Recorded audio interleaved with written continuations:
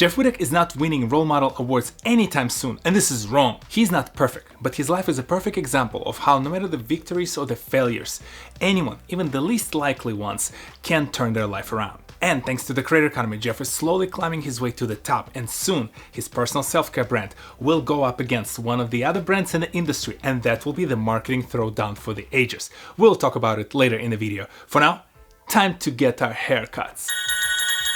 Those who recognize Jeff usually know him from either his Vine days, his vlogging days with Dobrik, or his Jeff Barbershop show. What very few know is that on his way to the creator economy, Jeff experimented with a couple of other professions. Some, like cutting hair in the barbershop in Staten Island, taught him the value of hard work, community, close friendship, and some, I'm sure they were hard work as well, but maybe they were less legal in their nature. The important part is Jeff, early enough in his life, recognized that the path of a criminal will not lead him anywhere good. And luckily, at the same time, a few creators showed up in his life and demonstrated to him that there is another way. Jeff discovered an avenue to express his thoughts, his creative vision, his odd sense of humor, and slowly as he discovered the audience, his channels took off. Frequent collaborations with the Vlog Squad, omnipresence in Dobrik's vlogs created the platform for him to build his brand and become one of the most recognizable YouTubers of that time. He started his unique interview show, Jeff's Barbershop, where he would bring in celebrities from all walks of life and put them in the most uncomfortable situations whilst cutting their hair. Jeff FM podcast started to take off and also started to garner its own audience.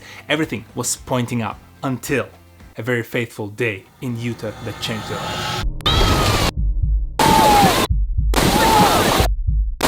First rumored and heavily speculated, but since then officially proven and discussed by Jeff himself, Jeff suffered nearly a fatal accident while shooting one of the new Dobrik's vlogs. Jeff was lucky to leave alive and mostly intact, but it took him nearly 2 years now to recover from both physical and psychological damage. He had to slow down the production of the videos, the production of the podcast, because he had to take care of his brain and his mind. And if this accident wasn't hard enough on the group of friends, later on the allegations that came out against Dobrik, against the Vlog Squad, and even mentioning Jeff himself completely tore that group apart and created a feud that lasts to this day. For Jeff, this was an opportunity to take a step back, reconsider his goals, reconsider what he aims to do in his life, not that he has a renewed lease on it. And luckily for us, that period of downtime did not last that long, and Jeff came back even stronger. First, releasing the Don't Try This at Home docu-series on his YouTube channel allowed Jeff to close that chapter in his life and move on from that dark day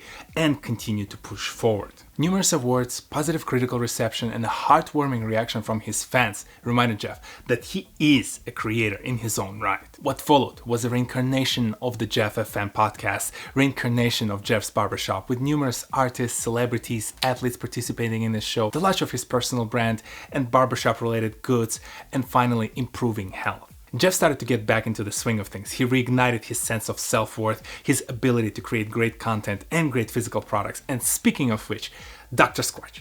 Dr. Squatch is the brand that Jeff will go after next. I bet on it. Out of all the different personal self-care brands that are very health conscious and focus on men, Dr. Squatch is really the only other one out there. They're the 800-pound gorilla in the room that Jeff's brand, Jeff's Barbershop, can go after.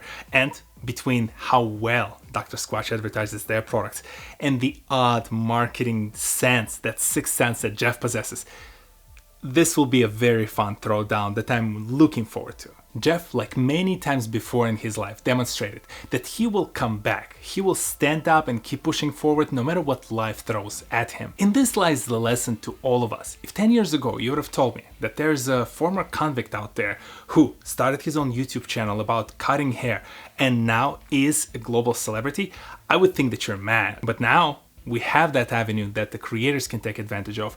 We have individuals like Jeff who can express their personal vision and the creativity that gives them the voice to express their thoughts and ideas that come back to inspire us to do more with our own lives. In the past, when people would fail in their careers, there would not be that many avenues for them to pursue and experiment with their calling in life. In today's world, the creator economy allows you to go and experiment and maybe even create content about your struggles and your profession. And later on, that content creation can lead to the physical, digital goods, to the services, and a lot of combination of those three things that enables you to support your living. And all of a sudden, the tale of failure turns into a well-documented tale of hard work and dedication to yourself. I totally get, by the way, that Jeff's sense of humor and his style is not for everyone. But even if you're not going to be tuning into the Jeff FM or watching his videos, take away with you his story, his experience. You could be a barber from Staten Island, and you will find a way to turn that profession through a set of struggles and challenges into a fruitful creator career.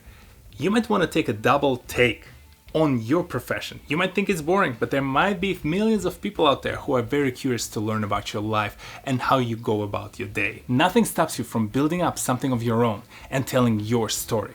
And when the going gets tough, because it always does, remember that this guy got hit by life, got hit by a 10-ton truck and almost died, yet he's still going through with all of his goals. And if he can, so can you. If you're curious to learn more about other inspirational creators, check out this video that I made about Amanda Rich Lee. She turned her side hustle or hobby into the full-time flourishing business. And if you enjoy my content, subscribe to my channel. I'll see you in the next one. Peace.